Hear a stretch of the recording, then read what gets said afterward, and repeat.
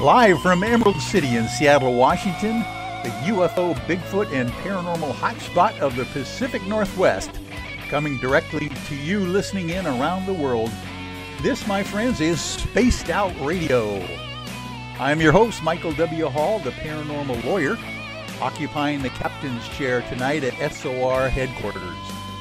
We welcome you to tonight's show and including all of our listeners on the digital side at Revolution Radio.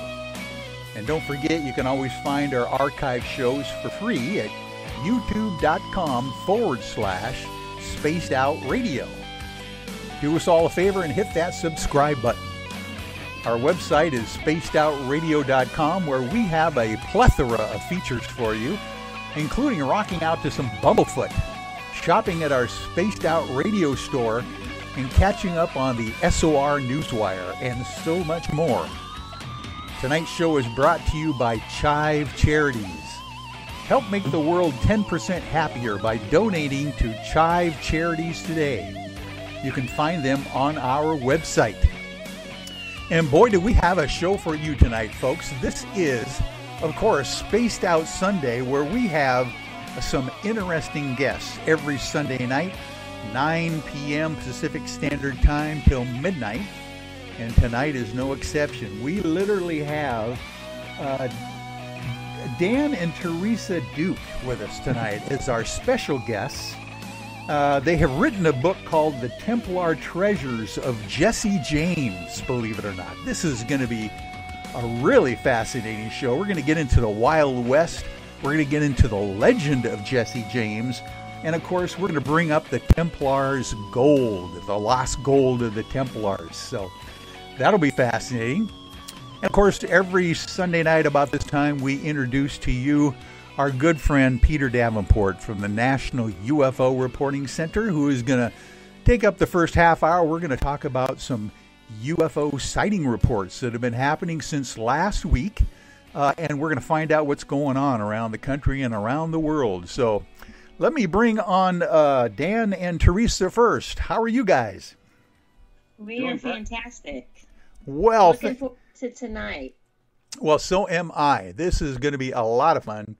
And we are going to spend the bulk of the show together talking about what you guys have come up with in your research regarding Jesse James, who in reality is your great-great-grandfather, I understand. Correct. Oh, that is great. That's fascinating. So we're going to talk about that. And also we are going to now bring on our good buddy, Peter Davenport. And we're going to talk to him first about the things that are going on out there in the world of ufology. Peter, are you there? I'm here. And thanks for having me on again tonight, Michael. And my greetings to Dan and Teresa. I'm going to, after my appearance, tune in to listen to that program. I'm going to be fascinated to hear how they tie in Jesse James to the Knights Templar. That's going to be an interesting story.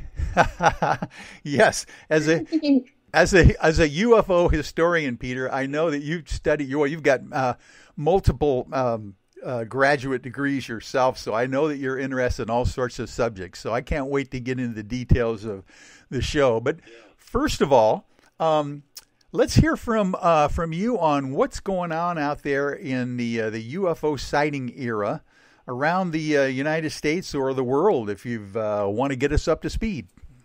Well, there's always activity, and this week has been particularly fruitful with regard to seemingly credible UFO reports. And I've got a few reports that I'd like to share with our audience, and then a couple of reports that came in just tonight that I'd like to share. Even though I don't have all the written material, don't have a written report on them, but one report I'd like to share with our crowd, our group of listeners, comes from the 24th of May, Sunday the 24th, at 21:52 hours or 9:52 p.m., Winfield, Illinois. A gentleman writes that he saw a slow-moving object with red and white flashing lights on it. Now, the color of lights is significant because, well, airplanes have to have a standardized pattern of lighting on them, and this one obviously did not, with alternately flashing red and white lights. Possibly a helicopter, except the witness emphasizes that he, in living in Winfield, Illinois, which is, by the way, just west of downtown Chicago and south of Schaumburg, Illinois, one of the communities around Chicago.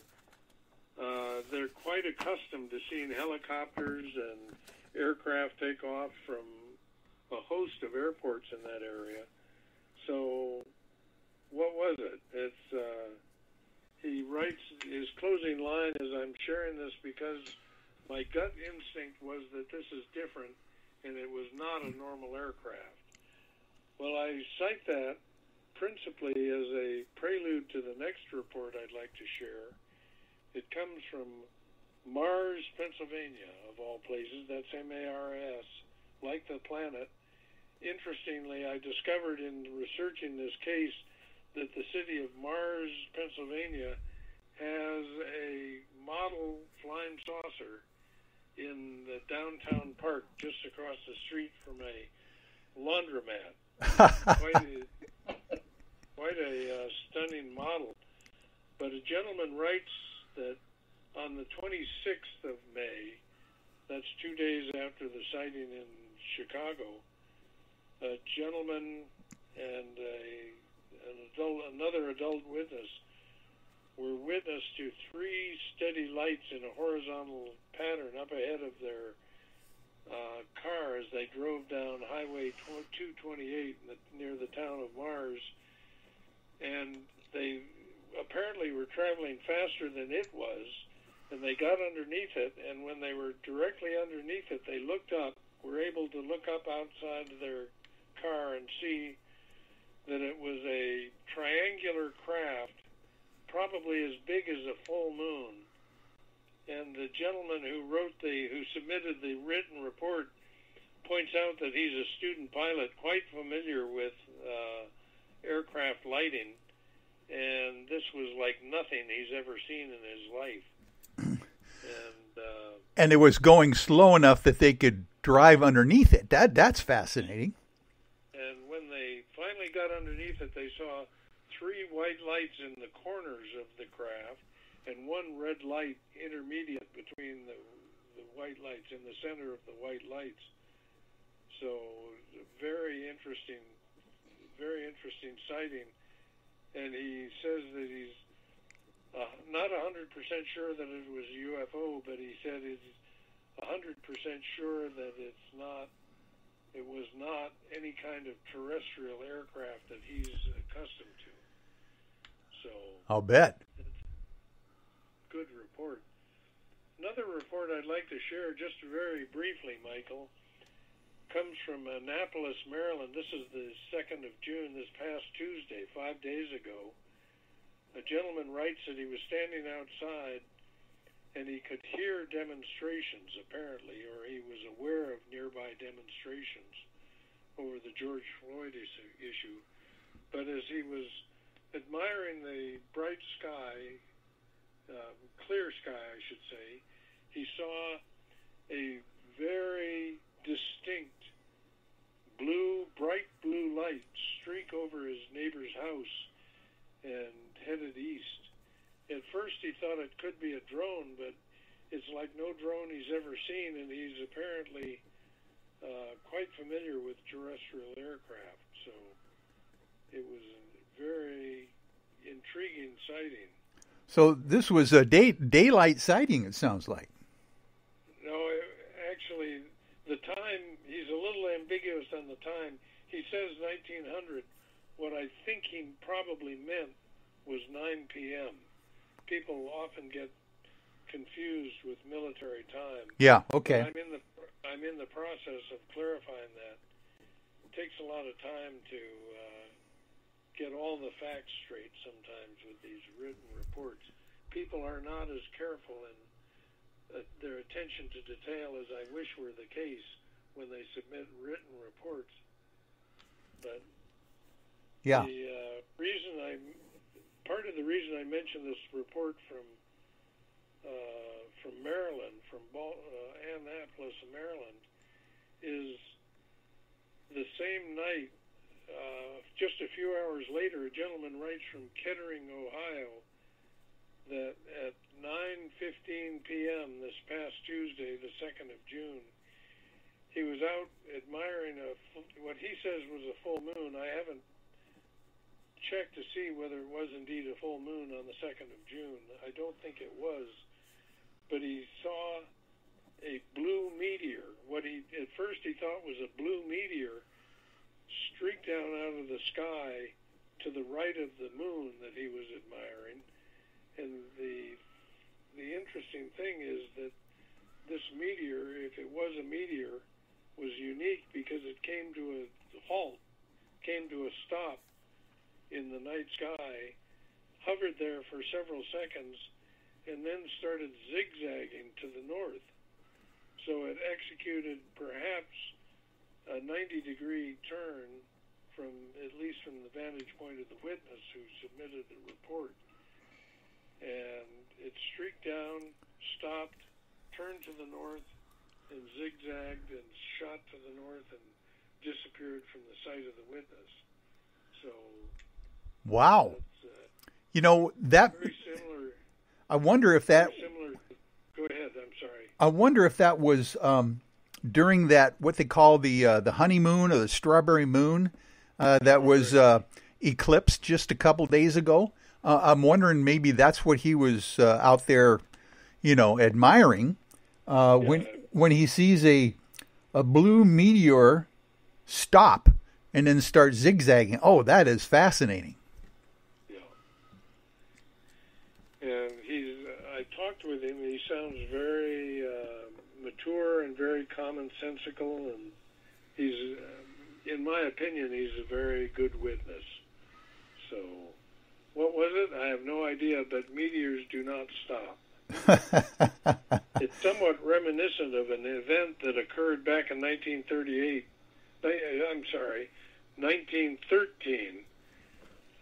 I used this in my public presentations, the so-called Cyrilid meteor shower that occurred over Canada and the United States. I think it was on the 8th of February, 1913. Multiple clusters of lights moved across the northern tier of the United States in slow flight. There's a very good article about it.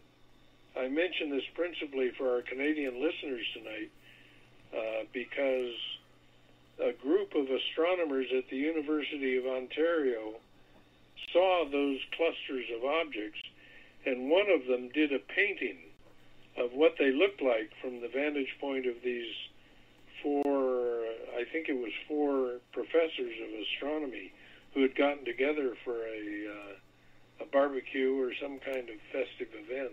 And they saw these objects. One of them was an artist, and he did a painting that still hangs, I think it's in the University of Ontario Astronomy Department. But sometimes those meteors do strange things that one could not predict, and that's why I share this report. Wow. Very good. And it impressed the astronomers enough that one of them actually painted a picture. Yeah. That's interesting. And the reason I include that incident in my public presentations, I love to talk about it, but there's this misconception among astronomers that astronomers don't see UFOs. Of course, if you were to talk to the SETI group, the Search for Extraterrestrial Intelligence, I think one of the prerequisites for being an employee of that group is to be opposed to the notion that UFOs are a real phenomenon. Right. But these were academic-level astronomers who saw these objects, and for those people who'd like to do a little research, there's an article in the June 1960, that's 1960, issue of Sky and Telescope, in which Dr. John O'Keefe, talks about that incident and analyzes it. Oh, very. one more report I'd like to share, and this is a Lulu. This is a really, really interesting report. This comes from Thursday morning, 2:17 in the morning, from Meriden, Connecticut, which is just northeast of New Haven, Connecticut, on the southern coast. A trucker was driving on a major highway, and he saw, for just about 6 or 8 seconds, he saw a disc-shaped craft approximately twice the size of a full moon. Oh, wow. At least twice, maybe 3 times the apparent size of a full moon, which is a very prominent object in the night sky. Something that size gets your attention in a hurry. Oh, yeah. The interesting thing about this object is there were no lights on it whatsoever. And he could tell that the top of the cupola, the bulge on the top of this craft, was being illuminated by direct moonlight, and the bottom of it, he could tell, was being illuminated by ground lighting that was shining up and illuminating the bottom half of it inadvertently. But this is a very good, high-quality report. I talked with a gentleman. He's a professional truck driver. He said he's never seen a UFO in his life until this event. And he emphasizes that the object was going from west to east, and it suddenly accelerated and disappeared from his sight. So there are a lot of events that are taking place on our planet. Boy, can you imagine a truck driver? He was driving truck at the time, it sounds like. Yes. And in the middle of the night, you can imagine those guys, are amazing how they can do that hours and hours on end on the highway. And all of a sudden, he sees something that's 2 or 3 times the full moon, which would have been quite prominent at least that night or the night before or that week anyway. So he would have been reminded how big the full moon was. And there's no lights on it, but it is actually reflecting light from the moon and from the ground with no running lights. That's fascinating. Yeah. It's a high-quality report and a very dramatic sighting by my measure. I mean, that would get your attention real quick. Can you imagine? He must have gotten, I don't know if he did, but he must have gotten on that CB and just lit up the night with his fellow truckers out there going, "Did you just see what I saw?" I can imagine the chatter that was going on down that lonely country road that night, or if it was a highway or whatever. Oh man, those guys are in constant contact with a lot of people. But by the way, I understand you've been receiving phone calls directly from truckers yourself every once in a while, Peter. Oh, yeah. There's some of our best sources of UFO reports, because oftentimes they're out at night and they're watching for traffic, and hopefully they're wide awake. And, yeah. Well, they are an excellent source of UFO information. Well, that would definitely wake you up. If you saw something like that cross the road in front of your cab, oh my! And I've often said this, Peter, that it's not unusual that you would sight a UFO without any running lights at all, because obviously, if these craft are coming from elsewhere than our planet, they don't need to have lights to get through interstellar space.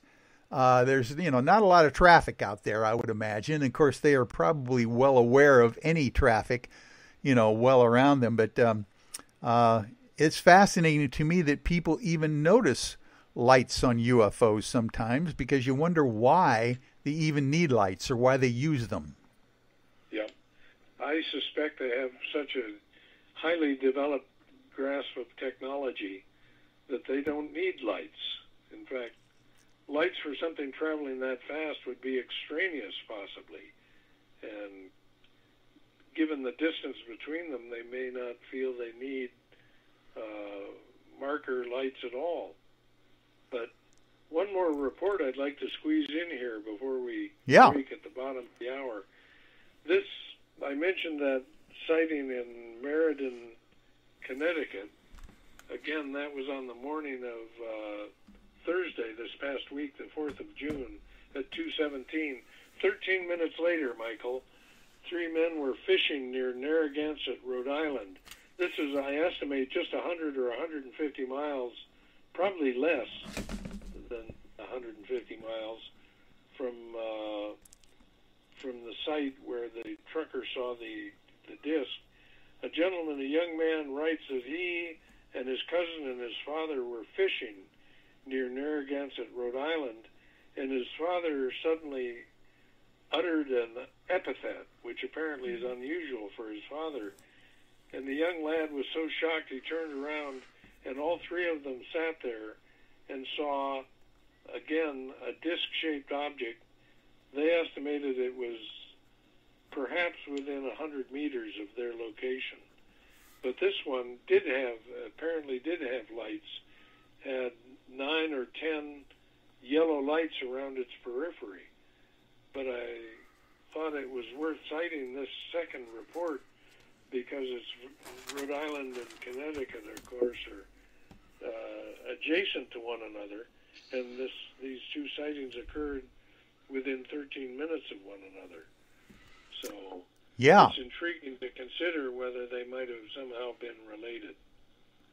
Oh, my goodness. And the fact that this thing definitely had some lights on it. You wonder whether they do that periodically when they want to get your attention, or whether they want to be stealthy, they turn them off. Yep. It's a good question. I have absolutely no answer for it. But the intriguing part of the lights is they often change. This was certainly the case in the incidents of the Phoenix Lights case back in March of 1997. They appeared capable of changing the position and the size and the intensity of the lights in that instance. Oh, and by the way, Peter, I want to make sure that people out there realize that is one of the historic, iconic sightings of all time in ufology, modern ufology at least, the Phoenix Lights, that literally you were the person who broke that story. And I know how it took you a long time to get the media involved to pick up that story. You might want to take about a minute or two to explain how you got initially involved in the Phoenix Lights. Yeah, well, I got initially involved because the hotline rang on the night of Thursday, the 13th of March, 1997. People reporting to me the most incredible things you can imagine, citing the fact that they'd just seen a gigantic craft pass over their location. And that night, there were, we believe, 6 objects, each of which was 8 miles in width, loiter and